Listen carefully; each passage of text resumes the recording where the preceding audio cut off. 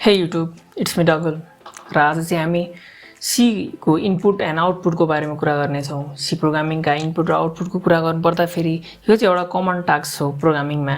हामीले युजरबाट इनपुट लिने र आउटपुट स्क्रिनमा प्रिन्ट गर्ने, यो चाहिँ सिम्पल एउटा कमन टास्क हो। र आज चाहिँ हामी दुईवटा फङ्सनको बारेमा कुरा गर्नेछौँ। एउटा हो प्रिन्ट एफ फङ्सन र अर्को हो scanf function. Printf फङ्सनको काम के हो त भन्दाखेरि हामीले स्क्रिनमा आउटपुट प्रिन्ट गर्ने हो र स्क्यान एफको काम चाहिँ हामीले युजरबाट इनपुट लिने हो।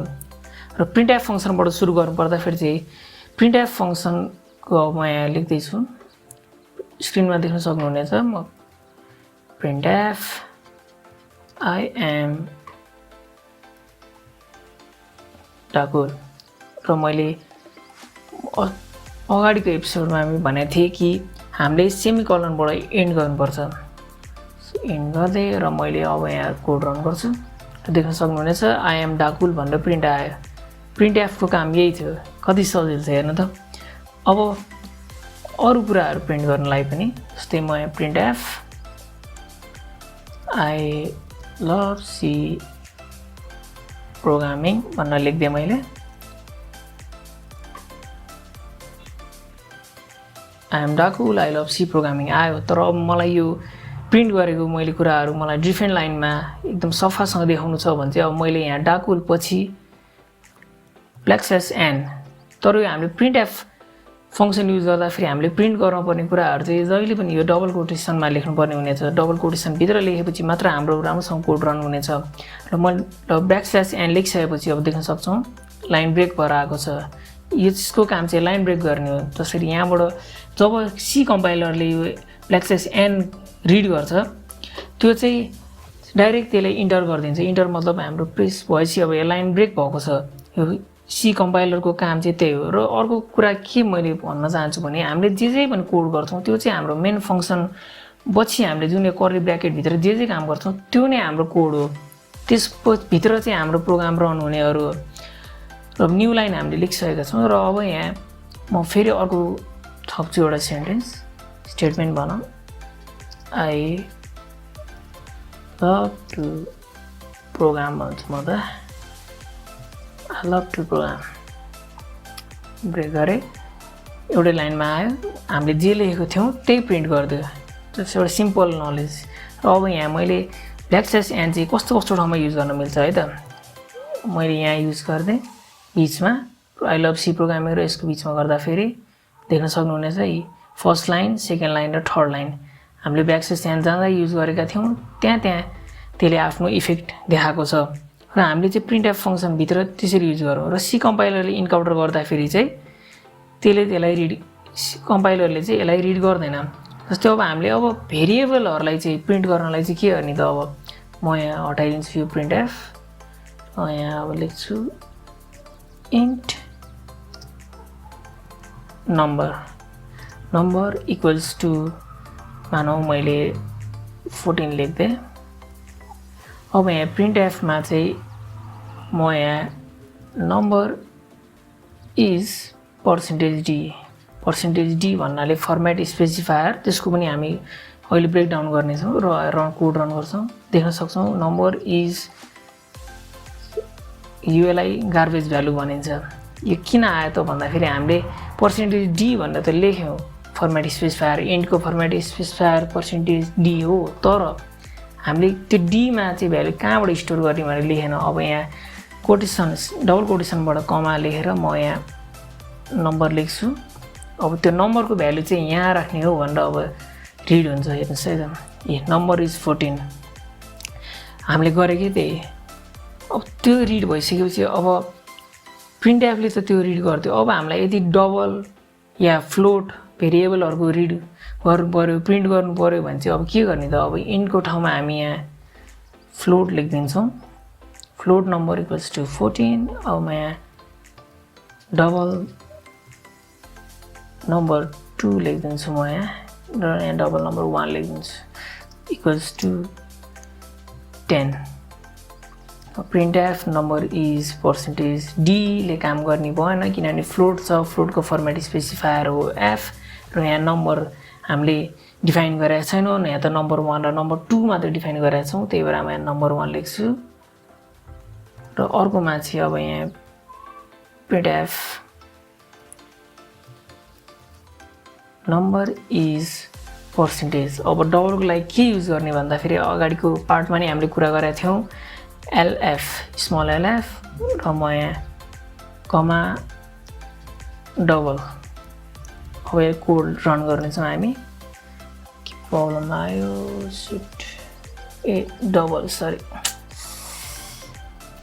नम्बर 2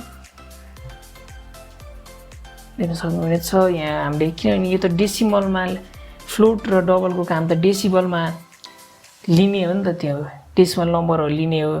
त्यही भएर अब म यहाँ के गर्छु भने जस्तै 14.21 10.20 गरिदिन्छु।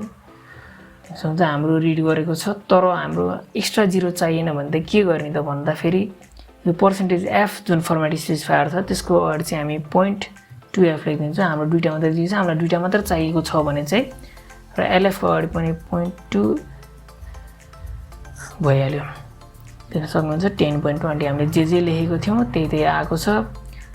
अब यहाँ लाइन ब्रेक गर्नलाई चाहिँ के गर्ने त अब लाइन ब्रेक गर्न पनि त्यही अघि जस्तै सजिलो छ। यहीँ हामीले जहाँ त्यो डबल कोटेसन मार्क्स सिद्धिने ठाउँ हुन्छ त्यसकै अगाडि एक्सेस एन गरिदिन्छौँ।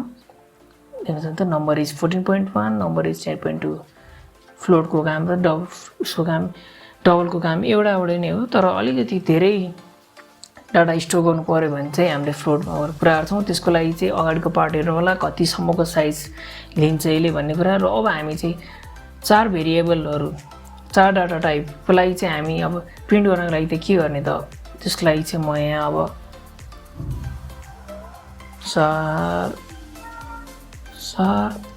C equals to single quotation भित्र मात्र लेख्नुपर्छ भनेको थियो हामीले 4 को लागि चाहिँ। त्यसमा चाहिँ म यहाँ के लेख्दै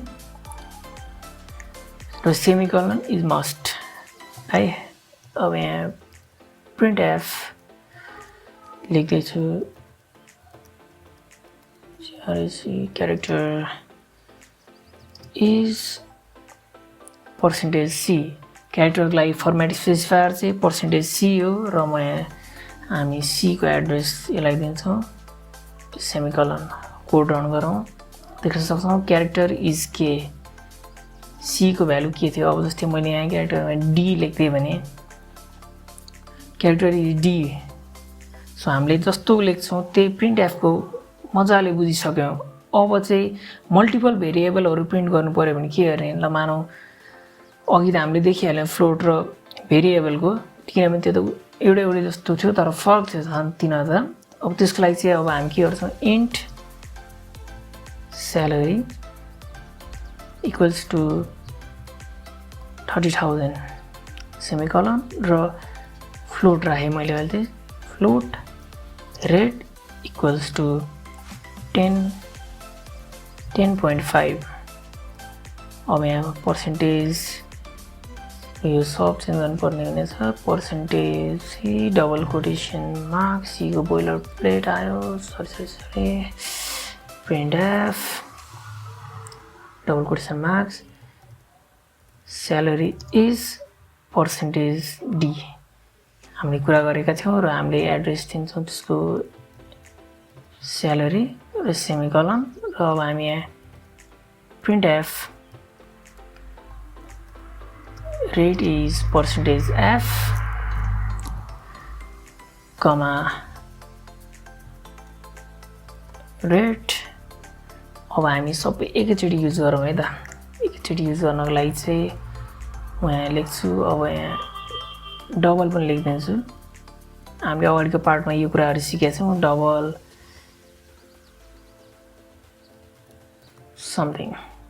समथिङ इक्वल्स टु 65.655 सेमिकोलन र म यहाँ लेखिदिन्छु 4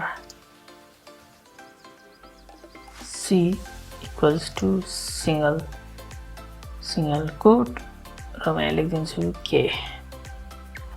अब यहाँ आइसकेको छ हाम्रो सेमिकोलन छुट्यो देख्न सक्नुहुनेछ। र अब यहाँ म लेख्छु प्रिन्ट एफ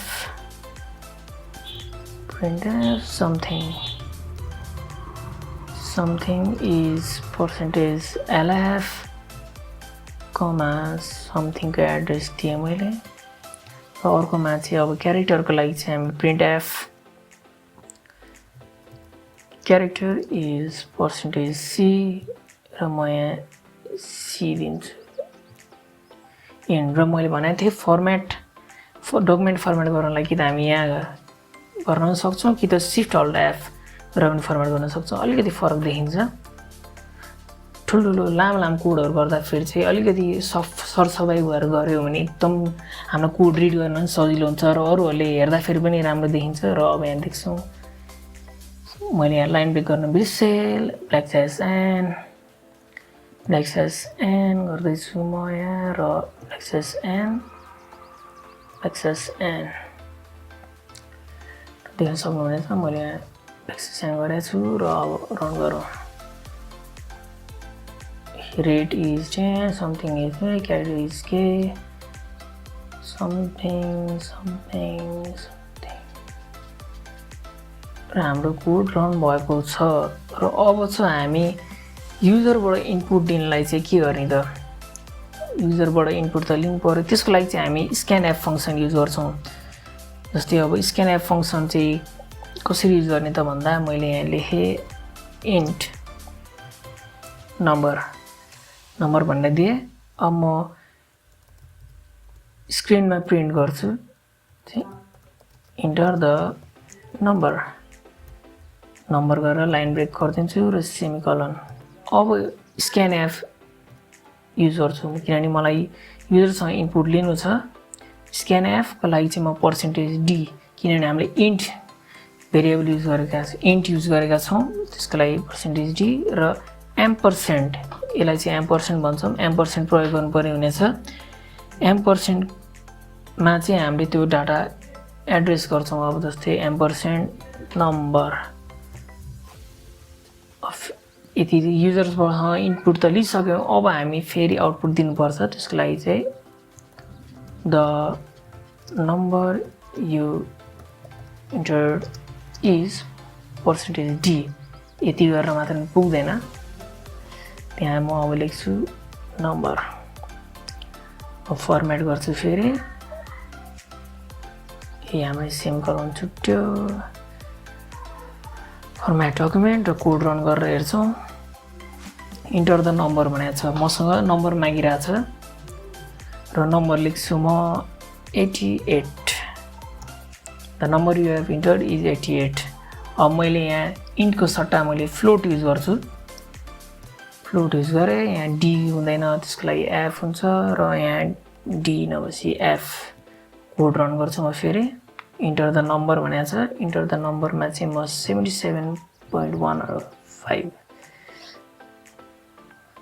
देख्न सक्नुहुनेछ नम्बर यो इन्टर इज 77.1 यो एक्स्ट्रा भ्यालु आयो त्यसको लागि चाहिँ म यहाँ 0.3 किन म तिनवटा नम्बर हान्छु इन्टर द नम्बर भनेको छ 300 into 250 the number you have entered is 300.250 actually हामीले लिइसकेका छौँ डबल पनि लियो फ्लोटको पनि हामीले लियौँ यस्तै गर्ने हामीले सबैको मल्टिपल इनपुट्सहरूको बारेमा चाहिँ अब सिंगल स्टेटमेन्टमा सिक्नेछौँ त्यसको लागि चाहिँ सिंगल स्टेटमेन्टमा चाहिँ कसरी लेख्ने भने फ्लोट एफ भयो र म यहाँ लेख्छु इन्ट num1 र डबल num2 त्यसको लागि अब यहाँ लेख्छौँ हामी printf enter the inverted comma लेख्नुपर्ने मैले मिस्टेक गरेँ enter the num गरेर म लाइन ब्रेक गरिदिन्छु र अब युजरसँग लिनु छ मलाई इनपुट त्यही भएर scanf फङ्सनको युज गर्छु scanf पर्सेन्टेज डी पहिला इन्टिजर लिन्छु त्यसपछि म डबलको फर्मेट स्पेसिफायर हो एलएफ मैले स्पेस गर्न पनि सक्छु है सफा देखाउनको लागि कमा अब एम्परसेन्ट num1 को भ्यालु पर्सेन्टेज डी को लागि र कमा लेख्नुपर्ने हुनेछ यसमा चाहिँ सँगै फर्मेट स्पेसिफायर जस्तो कमा बिना कमा लेख्न मिल्दैन, त्यसको लागि चाहिँ अब म एम्परसेन्ड num2 गरिदिन्छु। अब मलाई फेरि प्रिन्ट गर्नु छ, प्रिन्ट एफ आउटपुट इज गर्छु र म यहाँ लेखिदिन्छु percentage d and percentage LF. हामीले डबल इन्भर्ट कमा बाहिर लेख्यौँ र म यहाँ लेख्दैछु एलएफ पछि कमा दिएर म अब फर्स्टमा भ्यालु डी को लागि भ्यालु छ नम्बर 1 मा हाम्रो स्टोर गरेको छौँ, num1 भनेर लेखेँ र मैले num2 भनेर लेखेँ, सेमिकोलनले इन्ड गर्दै अब रन गर्छौँ। इन्टर द नम्बर, हामीले फर्स्टमा नम्बर लेख्छौँ 15 लेख्छु र सेकेन्ड नम्बर लेख्छु 30। आउटपुट इज 50 एन्ड 30 किनभने त्यो डबलमा थियो, डेसिमल भ्यालु थियो, त्यही भएर त्यो एक्स्ट्रा नम्बर 0 आएको छ। र हामीले देख्न सक्छौँ हामीले युजरबाट इनपुट पनि लियो, आउटपुट पनि गर्न सिक्यौँ। र अब समरी के छ त भन्दा इन्टको लागि पर्सेन्टेज डी हो भने डबलको लागि एलएफ हो र फ्लोटको लागि एफ र चारको लागि सी र लङ इन्टको लागि स्मल एल र डी र लङ डबलको लागि चाहिँ क्यापिटल एलएफ। र हामी अर्को लेसनमा चाहिँ अब कमेन्टहरूको बारेमा कुरा गर्नेछौँ। So thank you.